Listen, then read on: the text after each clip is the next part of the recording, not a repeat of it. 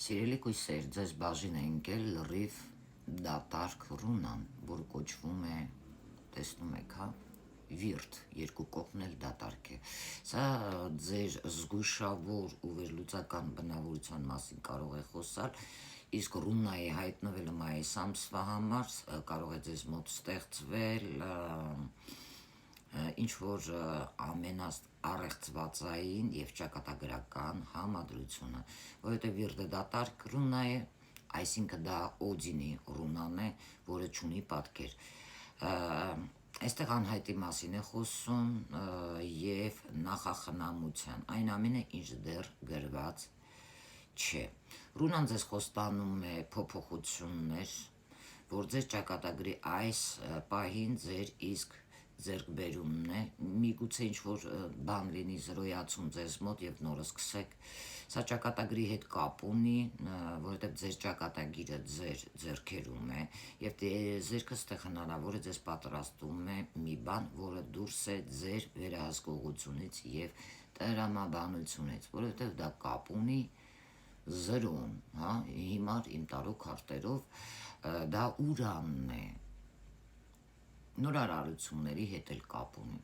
Եվ այսպես, մայիսը կույսերի համար կլինի մաքուր էջ ամիս, սիրելի կույսեր։ Քանի որ կույսերը սիրում են ամեն ինչ պլանավորել, վիրտը գալիս է փոխելու բոլոր ձեր պլանները և ասելու, որ հիմա գործում են ավելի բարձր ուժեր։ Սա անսպասելի շրջադարձերի և նոր հնարավորությունների ժամանակն է լինելու, սիրելի կույսեր, ձեզ համար, որոնք կարող են հայտնվել հենց այնտեղ, որտեղ չէիք սպասում։ Անհայտություն և հնարավորություն, այսպես կարելի է ասել, որովհետև ամիսը մայիս,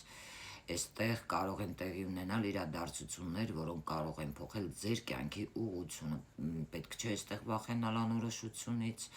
վիրտը հաճախ կարող է նշանակել, որ հին փուլը ավարտվել է և դուք կանգնած եք մի նոր ավելի մեծ բանի շեմին։ Հոգևոր աճ պետք է կարևոր լինի ձեզ համար, սիրելի կույսեր, վստահեք կյանքի ընթացքին և այն ամենը, ինչ կարող է տեղի ունենալ մայիսին, կունենա խորը պատճառ, հետևանքային կապ, նույնիսկ եթե հիմա դա ձեզ անհասկանալի կարող է թվալ։